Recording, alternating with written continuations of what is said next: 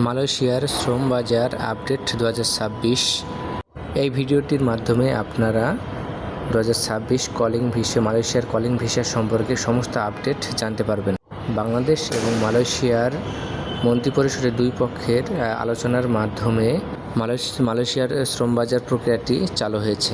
মালয়েশিয়ার জবের জন্য 15 তারিখ থেকে জবের জন্য অ্যাপ্লিকেশন শুরু হয়েছে এবং 25শে এপ্রিল 2026 থেকে আপনাদের মেডিকেল কার্যক্রম শুরু হবে।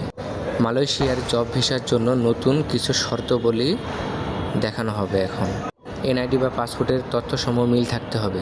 2, যে কাজে যাবেন সেই কাজের উপর ট্রেনিং সার্টিফিকেট থাকতে হবে।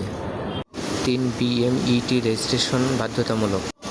4, পাসপোর্টের মেয়াদ 2 বছর বা তারও বেশি থাকতে হবে।